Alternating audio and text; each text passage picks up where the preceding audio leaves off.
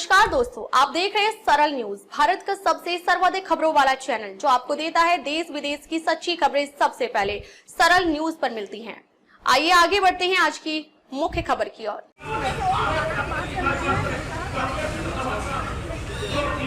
Hello साथियों, जिंदाबाद। नमस्कार साथियों, ये लंबे दशक से चले आ रहा है, हमारा 10-11 साल हो गए पथ विक्रेता अधिनियम। नियत ही नहीं है आपको कुछ दिया जाए,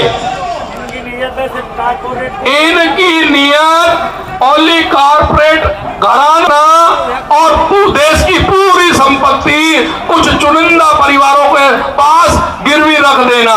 बिल्कुल सही कह रहे हैं साहब। आप देखते हैं कि जैसे नीरव मोदी जैसे इन्होंने 12-12 हजार करोड़ रुपया लोन देकर उनको देश से बाहर निकाल दिया, को 15-15 हजार करोड़ लाख रुपए जो है हम प्रत्येक फैमिली को देंगे। लेकिन साहब ये सब ओनली सपने दिखाते हैं, सपने।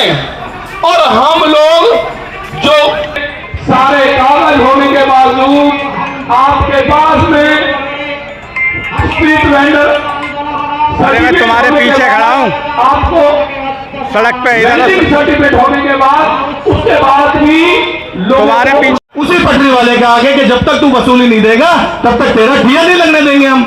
ये सब चल रहा है मार्केट में और इसके मुख्य कारण हम लोग ही हैं। हमारे कुछ साथी बहुत ही जुझारू तरीके से हमसे जुड़े हैं। मैं अगर सिलमपुर की बात करूं ना, वहां पुलिस वाला 1 रुपया बढ़ा पाया है। अगर कोई देता है अपनी मर्जी है भाई, हम मना करते हैं क्योंकि ये आपकी मेहनत की कमाई है। हमारा कहना यही है आप लोगों से कि आप अपने हक अधिकार को जानिए, बिल्कुल डरने की जरूरत नहीं है। आप इस भारत के संविधान ने आपको ताकत दी है, आपको पथ विक्रेता अधिनियम 2014 ने कानून ने ताकत दी है। आपको बिल्कुल डरने की जरूरत नहीं है। संगठन के साथी और संगठन आपके साथ दिन रात कंधे से कंधा मिला के खड़ा है। लेकिन आपका जो भी लीडर नेतृत्व करेगा, अगर आपका मनोबल कमजोर है, आप डर के भागेंगे तो वो आपका नेतृत्व नहीं कर पाएगा। रेखा मैडम ने आज हमारे मैडम आए हैं और चाय वाला को भिखारी बनाने में तुल रहे हैं, तो मोदी जी आपको भी भिखारी बना देगा रेखा मैडम ने। ये बात भी सोच लीजिए, क्योंकि आज गरीबों को हटा रहे हैं। आज बुलडोजर देके जिस कानून का संविधान में है, फुटपाथ दुकानदारों को नहीं हटाना है, उनके आत्मसम्मान पे ठेस पहुंचता है, तो आज बुलडोजर क्यों निकल रहे हैं? आज एक सामान्य हॉकर को बुलडोजर से हटा रहे हैं। वो दिन आप भूल गए थे जिस दिन आप कोरोना के समय में यही रेखा मैडम भी थैली लेके बाजार आया करता था शायद। अरे ही मेरा हॉकर भाई उनका थैला भरता था। आज वो नेता मंत्री कहा गया जो कोरोना के समय में ऑटो वाले भी दूध बेचा था। मोदी जी तो पहले से ही चाय बेचता था, वो घर में बैठ के चाय पीता था मुंह में रुमाल बांध के। तो आज आंखों में पट्टी डाल के रेखा मैडम को बोला आप हटा दो। नमस्कार दोस्तों, मैं अनिल गुप्ता और आप देख रहे हैं सरल न्यूज। आज जंतर मंतर पर नेशनल हॉकर फेडरेशन का एक प्रदर्शन चल रहा है और प्रदर्शन को लेकर आज दिल्ली में जो पथ विक्रेताओं का उजारीकरण हो रहा है, उजारीकरण को लेकर दिल्ली सरकार से आज नेशनल हॉकर फेडरेशन कुछ मांगों को लेकर यहाँ पर प्रदर्शन कर रहा है। हम बात करेंगे रांची से आई अनीता दास, क्या कहती हैं आज के प्रदर्शन को लेकर? हमारी जो मांगे है कि फुटपाथ दुकानदारों को उजारीकरण ना कह रहे, उनको व्यवस्था किया जाए।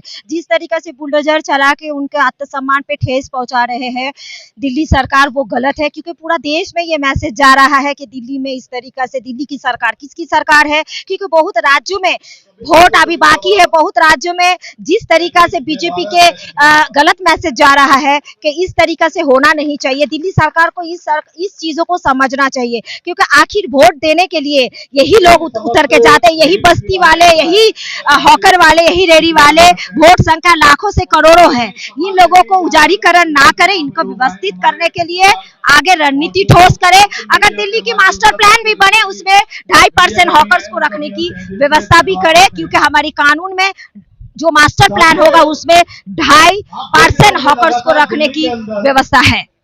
लेकिन दिल्ली के अंदर रेखा गुप्ता सरकार के आते ही 5 महीने के अंदर दिल्ली का सर्वे भी कंप्लीट हो रहा है और इधर 11 साल अरविंद केजरीवाल की सरकार रही, लेकिन अभी तक 2018 के सर्वे को लेकर कंप्लीट सर्वे नहीं हुआ। लेकिन एनडीएमसी एरिया का भी सर्वे कंप्लीट हो गया है, इधर एमसीडी का भी सर्वे कंप्लीट हो रहा है। क्या पॉलिसी बनाती है दिल्ली सरकार, इस पर क्या कहना चाहेंगे? देखिए, यहाँ अगर देखेंगे तो 2-3 किस्म का पॉलिसी है, मोटिव है, क्योंकि जब सर्वे के नाम पे समय पे ही उजारीकरण होता है, इसमें देखना है कि वो आंकड़ा दिखाना चाहते हैं कि मेरा इतने ही कम आंकड़ा है। एक तरफ हटाते हैं और एक तरफ बोल रहे हैं कि हम सर्वे कर रहे हैं। सर्वे करने का एक ऑफिशियली तरीका दिखा रहे हैं और हटाने का अनऑफिशियली तरीके से, जिस तरीके से हटा रहे हैं वो सर्वे का संख्या को कम दिखाने का साजिश और प्लानिंग है, यही चल रहा है सरकार में। लेकिन दिल्ली के संगठनों को लेकर, पथ विक्रेताओं को लेकर काफी संवेदनशील चल रहा है।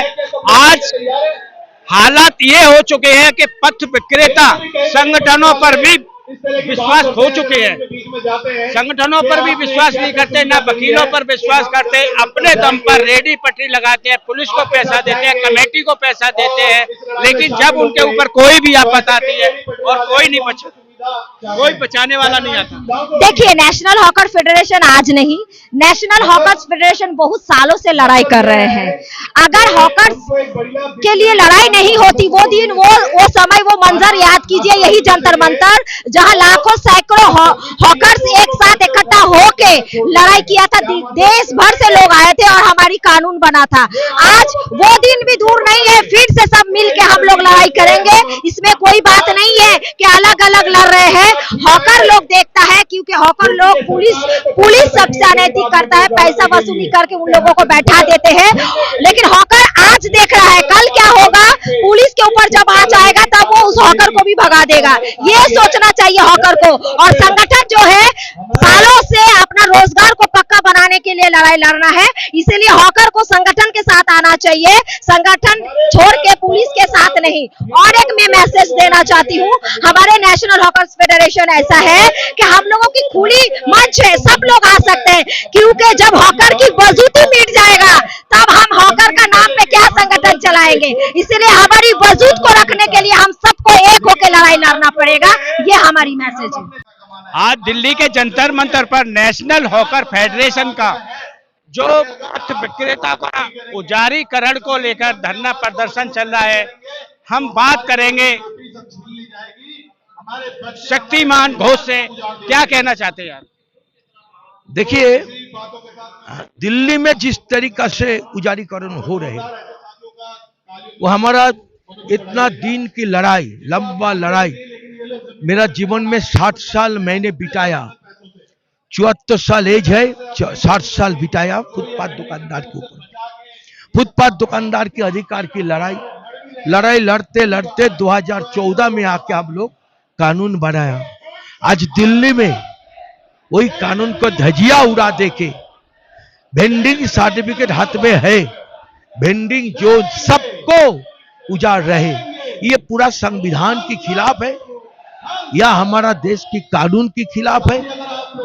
ऐसा आक्रमण गरीबों का ऊपर हो रहे, हम उसको धिक्कार जताने के लिए ये एक इमरजेंसी ना बड़ा कितना होगा वो नहीं था, ये धरना सही समय में इस घटना की निंदा करने के लिए था।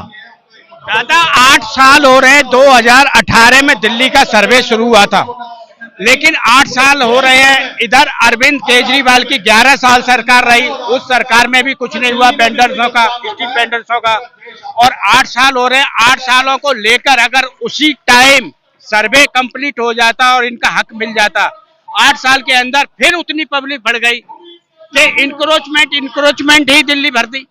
एक बात आपको बोलूं, जितना भरे 2.5% नहीं हुआ। हमारा कानून बोल रहे जब तक 2.5% पॉपुलेशन के आधार पर नहीं होगा तब तक आपको वेंडिंग लाइसेंस देने पड़ेगा, सर्टिफिकेट।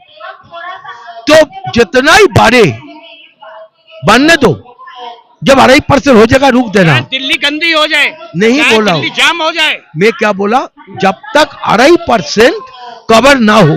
एक मिनट, कानून हमें 2.5% का अधिकार दिया, गंदा होगा या अच्छा होगा ये सरकार को देखना है। एक बोलने दो, सरकार अगर सही दिशा से 1/3 फुटपाथ की जैसे कलकत्ता में बनाया, जो 2/3 पब्लिक चलेगा, 3 हिस्सा की 2 हिस्सा, 1 हिस्सा हॉकर बैठेगा, सुंदर करके बना के देता है तो दिल्ली सुंदर होता है।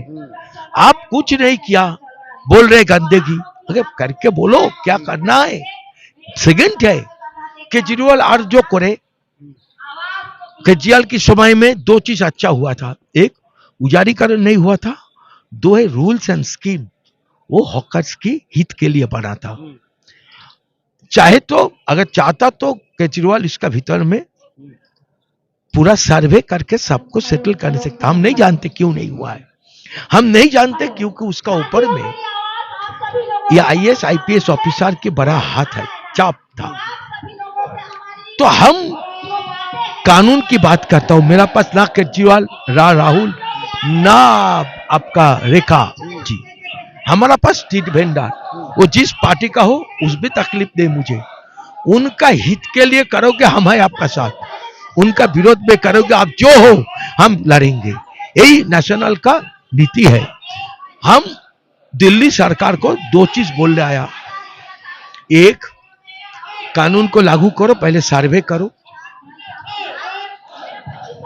नुकसान जो हुआ उन गरीबों का भरपाई की व्यवस्था करो, कानून बोल रहे, और एक मॉनिटरिंग कमेटी करो, इस कानून को लागू करने के लिए स्टेट मॉनिटरिंग कमेटी बनाओ, जो मॉनिटरिंग कमेटी दिल्ली के कानून को लागू करने का प्लान बनाएगा।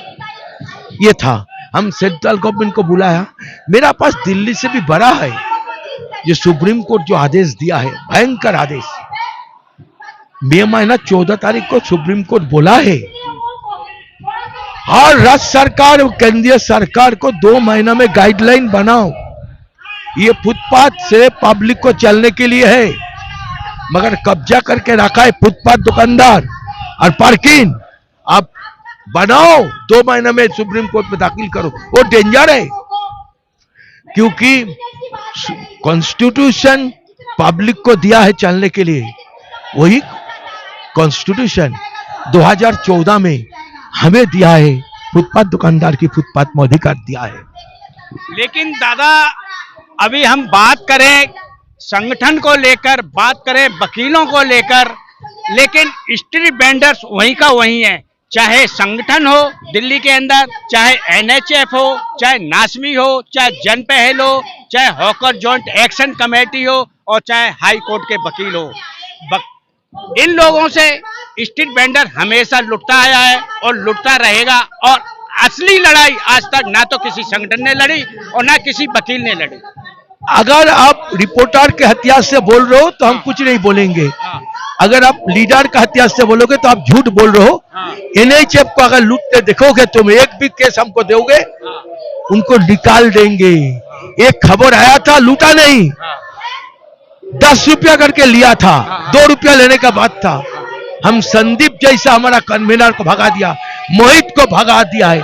हमारा नेशनल में 2 नंबर की कोई जाएगा नहीं है। आप जानते हो कानून कैसा लेके आया है, लड़के 8 बार पार्लियामेंट मार्च किया, हर बार आप था, पार्लियामेंट मार्च किया 8 बार कानून के लिए। NHF फुटपाथ दुकानदार के लिए लड़ते, एक जगह लूटा नहीं, कोई पैसा नहीं दिया। हॉकर आपने दिया था, आपने सुप्रीम कोर्ट पे केस करने के लिए पैसा दिया था। हम लोग एक पैसा किसी से लूटते नहीं, हम हॉकर को काम के लिए करते। बाकी दिल्ली के अंदर सुनने को और लोगों का कहना तो यही है कि नासवी हो गया, चाहे जनपैल हो गया, ये लोग माइंड ब्रोस करते हैं, हॉकरों का मिस यूज करते हैं, डाटा उनका मिस यूज करते हैं। उसका कारण है वो NGO है, नेशनल हॉकर में रजिस्टर नहीं है, हम NGO नहीं है, उनका हिम्मत नहीं मोदी जी या रेखा जी का बारे में एक बात करे, क्योंकि उनका फंड बंद हो जाएगा। हमारा सुविधा क्या है, आसमान तक, हमारा कोई फंड नहीं है। हम एनजीओ नहीं है, इसीलिए हम तो वो लोग एनजीओ है, उन लोग को लिमिटेशन है बोलना, उन लोग को बोलने के लिए एक सीमा दायरा है, हमारा दायरा नहीं है, हम लड़ेंगे जीतेंगे। देखिए हमारा जो आज का प्रदर्शन है वो है अवैध उजारीकरण के खिलाफ, क्योंकि दिल्ली नगर निगम ने कानून 2014 आने के बाद सभी का मौजूदा जितने भी स्ट्रीट वेंडर है उनका सर्वे करना था, लेकिन दुर्भाग्य से आज 11 साल हो गए पथ विक्रेताओं की, फुटपाथ दुकानदारों की बदतर होती, रोजगार तो मिले, दूसरी बात उनके बदल जो कि हमने जिंदगी में नहीं देखा कि गरीब आदमी की रेहड़ी को बुलडोजर के द्वारा तोड़ा जाए। लेकिन असली लड़ाई कोई भी संगठन लड़ने को तैयार नहीं है। एक्ट 2014 आज तक कोई भी सरकार, ना तो केजरीवाल सरकार, ना बीजेपी सरकार, ना कांग्रेस सरकार, कोई मानने को राजी नहीं है। और एक्ट 2014 के तहत सर्वे भी चल रहा है, इधर लोन भी मिल गया है, लेकिन सरकार कोई मानने को राजी नहीं है और ना ही कोई संगठन इस पर सही तरीके से इम्प्लीमेंट एक्ट 2014 को लागू कराने के लिए कोई लड़ाई लड़ रहा है कोर्ट के अंदर। देखिए हम अभी जमीनी लड़ाई लड़ रहे हैं और हम जो कानूनी लड़ाई है उसको भी लड़ेंगे, और हम अगर ये बात हम अभी सरकार तक पहुंचा रहे हैं अपने ज्ञापन के द्वारा, अगर सरकार नहीं मानी तो हम इसको कोर्ट के अंदर सुप्रीम कोर्ट में लेके जाएंगे, क्योंकि ये जो एक्ट बना था वो सुप्रीम कोर्ट के 9 सितंबर 2013 के आदेश के बाद उसने सरकार को आदेश दिया था और सरकार ने 2014 के अंदर ये एक्ट बनाया था, लेकिन आज तक ये जमीन पर लागू नहीं हुआ। और हम ये चाहते हैं कि अगर ये सरकार नहीं जागी और दिल्ली नगर, हम इससे भी बड़ा प्रदर्शन करने के लिए और तेज हम अपनी लड़ाई को करेंगे। जी देखिए, हमारी स्पष्ट मांगे है कि पूरी दिल्ली के अंदर जिस तरीके से ये बुलडोजर की और ये ट्रक व्रक लाके जो कार्रवाई कर रहे हैं, प्रत्येक रेहड़ी पटरी वालों को उजाड़ने का काम कर रहा है, इसको तुरंत रोका जाए और जो पथ विक्रेता अधिनियम 2014 जो कानून है उसको पूर्णतः लागू किया जाए जमीन पे, क्योंकि वो कानून में इतने अच्छे प्रोविजन है कि हर एक पटरी वाला बहुत सुखी इंसान हो जाएगा।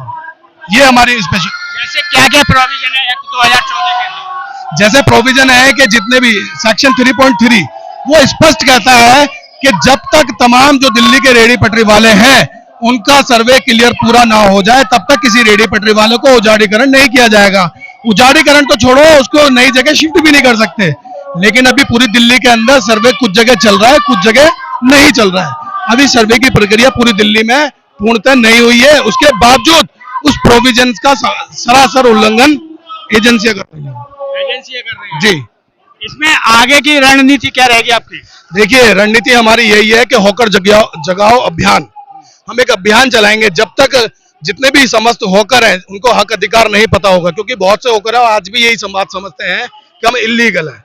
हम एक ऐसा अभियान चलाएंगे जिसमें तमाम होकरों को हम जगाने का और उनके अधिकारों को बताने का काम करेंगे और एक बड़े मन से फिर एक बड़े आंदोलन की हम तैयारी करेंगे, ताकि तमाम जो हॉकर्स हैं वो जान जाए कि सरकार की जो कर्तव्य है, जो जिम्मेदारियां हैं वो उसको पूर्णतः नहीं निभा रहे हैं।